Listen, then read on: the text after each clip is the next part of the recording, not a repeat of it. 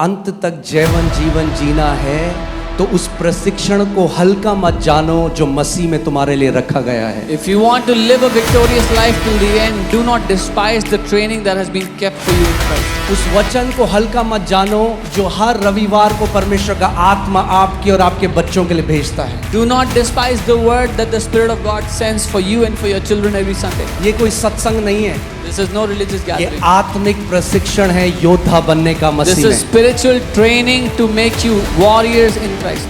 Okay, so अब Bible हमें कह रही है क्योंकि हम एक लड़ाई में, और सारा कवच है, मेरे पास वो समय नहीं है, आज मैं आपको ऑफेंसिव लड़ाई सिखा रहा हूँ। Now the The Bible says, best defense is offense.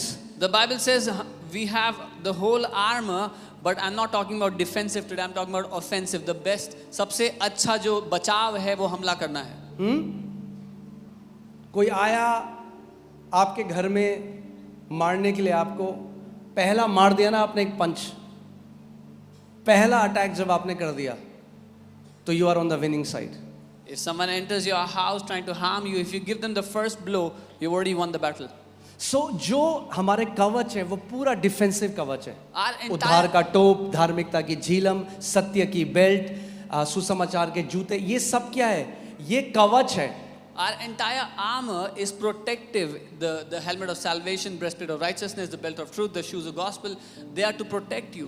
अब सोचो आप लड़ाई में चले गए केवल कवच पहन के, मगर कोई हथियार नहीं है, तो आप मार खा रहे, अब लग नहीं रही आपको, मगर मार तो खा रहे हो। Now imagine you go to the war wearing your protective gear, your armor, you do not have any sword, any offensive weapon with you, so you will be just taking hits upon hits. तब तक मार खाते रहोगे जब तक हथियार नहीं उठाओगे। You will keep on taking hits until you take up your weapon. और बाइबल कहती है हमारे पास भी हथियार हैं। And the Bible says we also have weapons. हमारे पास आत्मा की चोखी और पैनी दो धारी तलवार है। We have the sharp two-edged sword of the Spirit. वही तलवार जो मेरे यीशु के मुंह से निकलती है, वही तलवार उसने आपके और मेरे मुंह में भी डाली है। The same sword that comes out of our Lord Jesus' mouth, the same sword God has given to us, to you and me. अलग नहीं, It's not a different sword. वही तलवार दी है। It's the same sword.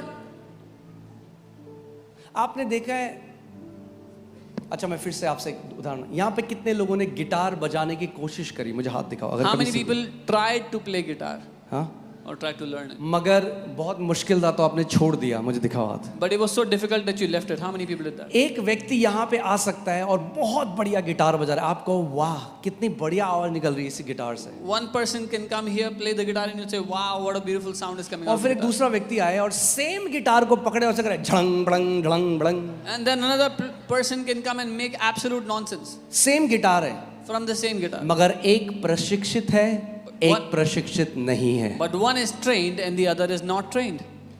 वही तलवार यीशु ने आपके मुंह में भी दी है। अब आपको सीखना है ये जो तलवार है, how you can yield this weapon, इस हथियार का आप इस्तेमाल कैसे कर सकते हो आत्मिक गढ़ों को ढाने के लिए। The same sword the Lord Jesus has now put in your mouth, He has given it to you. You can learn how to use this sword to bring down strongholds. अगर आपकी लड़ाई हो रही है और आत्मा की तलवार हमारे मुंह से है, If you are in the middle of a warfare and the sword of the Spirit is coming out of our जो mouth, हथियार है वो तलवार है, The तो अब weapon- मुझे बताओ कौन है जो नहीं चाहता कि आप वो तलवार मुंह से निकालो? if your weapon is the Come on, sword, talk to tell me. me, who doesn't want? कौन? शैतान। आज बड़ी शिक्षाएं जो घोषणा का विरोध कर रही है, समझ जाओ ये किसके बच्चे हैं। There are many teachings about don't declare, you should not make declarations. You should understand whose children are these. क्योंकि वही है जो नहीं चाहता कि परमेश्वर का वचन आपके मुंह पे हो। Because it is the devil who doesn't want that the word of God will be in your mouth. Okay, आज मैं आपको वचन से दिखाऊंगा, एक नहीं 10 आयतें दूंगा। I will show you from the word, not 1, 10 verses. हम अपनी कोई प्रीचिंग नहीं कर रहे इस जगह में, We are not preaching our own message here. मगर जो आत्मा की बातें हैं, बाइबल कहती है जो शारीरिक मसीह है ना, जो शारीरिक ईसाई हैं, उनको समझ में नहीं आएंगी ये बातें, क्योंकि these things are spiritually discerned. But the things of the Spirit cannot वो be लड़ते discerned. हैं, कहते हैं ये न्यू एज टीचिंग दे रहे हैं, ये वचन की घोषणा कर रहे हैं। अरे तो किसकी घोषणा कर रहे हैं? वचन, परमेश्वर की वचन की घोषणा कर रहे हैं। They said this is new way teaching, you're declaring the word. What are we declaring? The word of God. ये शैतान से है। They are यानी from the devil. शैतान अब परमेश्वर का वचन लोगों के मुंह में डाल रहा है। वाह, hallelujah. They said this teaching is from the devil. Okay, so now the devil is putting God's word in people's mouth. Wow. मतलब वो कह रहा है ये लो तलवार और मारो मुझे। So the devil is saying, take your sword and hit me. सोचो ध्यान से, कौन है जो नहीं चाहता कि तलवार आपके मुंह पे रहे? धर्मी ईसाई बन के रहो, रीति रिवाज में रहो, क्रिसमस में जाओ, गुड फ्राइडे में जाओ, ईस्टर में जाओ। Think carefully who doesn't want the sword to come out of your mouth. Who would want you to be a religious Christian, do all rituals, go for Christmas, Easter Sunday, do all that. मगर ये teaching नहीं, But don't take this teaching. क्योंकि ये उसका, और अब तो भैया शुरू हो चुका है। इंडिया में बच्चा बच्चा परमेश्वर का वचन की घोषणा कर रहा है। And now it has started. Every child in India will declare the word of और God. ये रुकने वाला नहीं है। And this is not going to stop. Hallelujah. Hallelujah. Okay, अब या तलवार क्यों दी जाती है किसी को? Why is a sword given to someone? तलवार, अब तो गन्स हैं, मगर पहले जब लड़ाई होती थी तो तलवार लेकर लड़ाई करने जाया जाता था। We have guns nowadays, but back in the day when there was a war, they would take swords and go to fight. अगर तलवार है तो इसका मतलब एक लड़ाई है, If there is a sword, that means there is a fight. और अगर लड़ाई है तो उसके लिए एक हथियार है। And if there is a fight, then there is a weapon that is designated for it. बाकी जगह कई लोग हाथों में तलवार लेते हैं, मसीह के लोग हाथों में तलवार नहीं लेते। In different places, the people they take swords in their hands, but believers, we don't take the swords in our hand. No, हम एक अलग तरह की तलवार दी गई है। We have been given a different kind of a sword. और ये जो तलवार है, And this sword, इसकी सामर्थ जो शारीरिक 1 करोड़ तलवारें हैं उससे भी ज्यादा है। the power of this sword is greater than 1 crore physical swords. मगर प्रॉब्लम ये है कि बहुत सारे मसीहों को नहीं आता ये तलवार कैसे चलानी है। But the problem is many Christians, many believers do not know how to use this sword. अगर किसी के घर में बहुत तेज 2 धारी तलवार है और एक बच्चा उस तलवार के पास जाएगा तो वो क्या करेगा? वो अपने को लहूलुहान कर लेगा। If somebody has a sharp two-edged sword in their house and a child goes near it, the child will most likely harm himself. Okay, ऐसे ही आज कितने विश्वासी हैं जो कलीसिया नहीं जाते, खुद बाइबल पढ़ते हैं, मगर क्योंकि एक ऐसी मिनिस्ट्री के अधीन नहीं जिनको परमेश्वर ने बुलाया है, तो उससे अपने को भी काटते हैं और दूसरों को भी काटते हैं। Similarly, there are so many believers today that sit home, they don't go to any church. वो They, अपने इंटरप्रिटेशन निकाल लेते हैं, यूट्यूब में जाते हैं, फिर उल्टी सीधी बातें करते हैं। they don't go to any church, nor under any ministry which has been called to teach the word. So then they take out their own interpretation and they harm themselves and they जो harm others. तलवार शैतान के विरोध चलानी थी वो तलवार भाई बहनों के विरोध में चलाते। The sword that was given to them to use against the devil, they use it against brothers and sisters. इसीलिए परमेश्वर ने अपनी देह में टीचर्स रखे हैं। This is why God has kept teachers in his body. Okay, amen. Amen. इसीलिए 5-fold ministry रखी है। This is why God has kept this fivefold ministry. तो अब मैं आपके साथ कुछ बहुत ज़रूरी आज सिखाता हूँ और मैं चाहता हूँ आप ध्यान से इस बात को सुनिएगा। So I want to teach you something very important and I want you to hear this intently. यीशु के मुंह से क्या आ रही थी? What was proceeding from Jesus' mouth? Sharp से शार्प,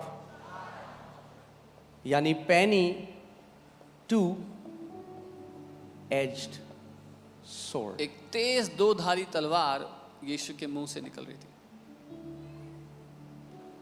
तेज 2-धारी तलवार यीशु के मुंह से बाहर आ रही थी। A sharp two-edged sword was coming out of his mouth. और मैंने आपको क्या बताया था कि अगर तलवार है तो इसका मतलब क्या है?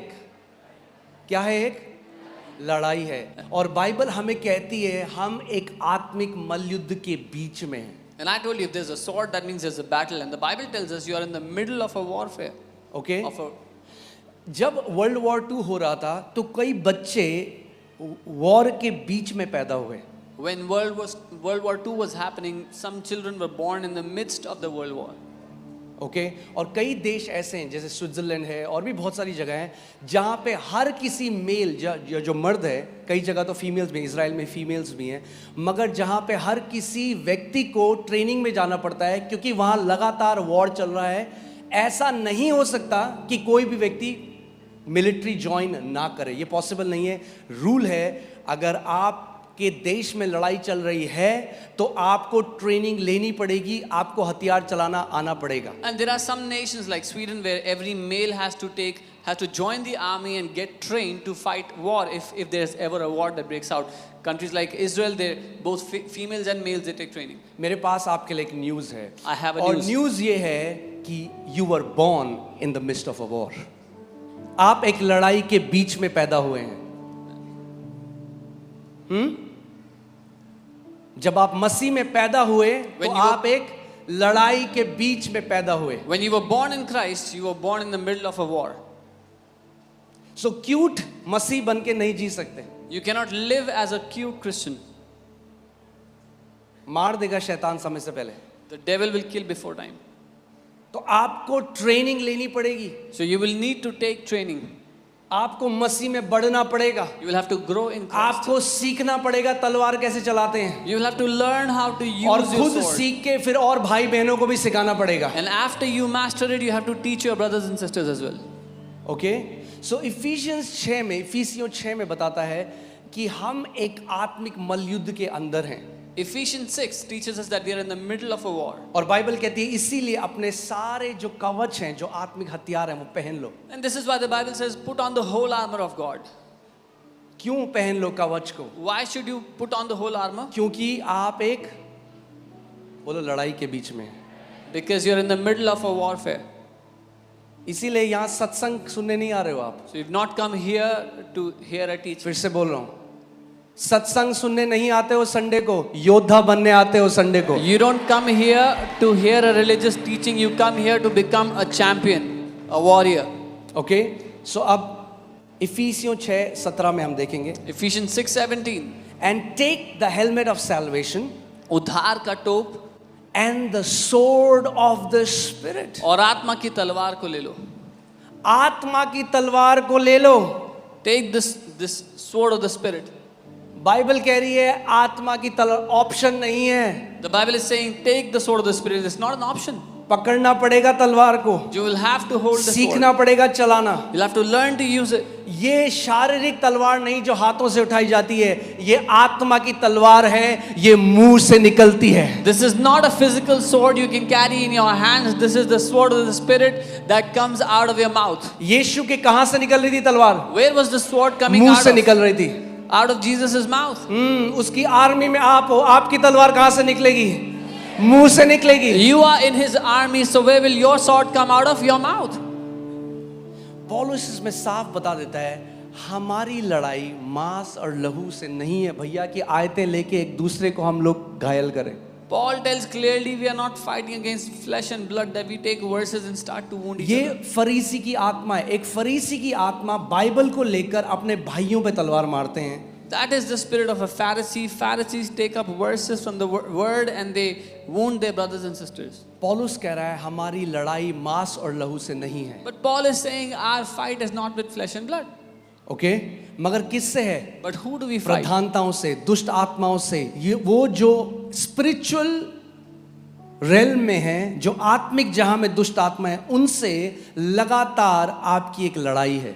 Against principalities and powers, those spiritual powers, we have a fight with them. और आप अनजान नहीं रह सकते। And you cannot stay ignorant. होशाया 4:6 में परमेश्वर का वचन कहता है मेरी प्रजा मेरे ज्ञान न होने के कारण क्या हुआ? नाश हो गई। Hosea 4:6 it says my people are destroyed because of lack of my knowledge. सो क्यों हो रहे हैं आज मसीह लोग नाश? इसलिए कि परमेश्वर चाहता है वो नाश हो? कि कई लोग सिखाते हैं अरे बीमारी आई तो भी प्रभु ने भेजी। अरे परमेश्वर कह रहा है मेरे लोग अगर नाश हो रहे हैं तो इसलिए हो रहे हैं क्योंकि उन्हें मेरा ज्ञान नहीं है। Why are God's people being destroyed? Is God sending sickness? Because some people say if sickness came it's from God. No, but God is saying my people are perishing because they have no knowledge. They don't have my knowledge. सोचो मैं चाहता हूं आप एक army camp के हिसाब से सोचो, इंटेंस लड़ाई चल रही है Now think it through an army और camp. कोई भी आर्मी में किसी बंदे को गन देकर उसको बॉर्डर पे नहीं भेज देते. Think it through an army camp that in the middle of intense warfare, nobody will just hand them a gun and send them to the border. कई लोग हमें बोलते हैं आप चर्च में क्यों बुलाते हैं लोगों को, उनको बोलो बाहर जाके प्रचार करें. अरे पहले ट्रेनिंग देंगे या नहीं देंगे, या भेज देंगे बैटलफील्ड में. Some people say, why are you calling people to the church? Why don't you send them out to preach? First, will we train them or not? और इसीलिए मैं इतने मसीहों से बाहर जाके प्रचार कर रहे हैं रोज, जब घर में आते हैं तो अपनी खुद की वाट लगी रखी है ऊपर से नीचे तक. And this is why there are so many believers, they are going out and preaching every day, but when they come back home, their life is miserable inside the house. क्यों? क्योंकि लड़ाई से पहले ट्रेनिंग है. बोलो लड़ाई से पहले ट्रेनिंग है. Because there is training before the war. अब सोचो ट्रेनिंग चल रही है और एक बंदा है जब सब ट्रेनिंग चल रही है वो ध्यान नहीं दे रहा, वो अपने मस्ती कर रहा है अपनी, Imagine फोन में training- लगा हुआ है.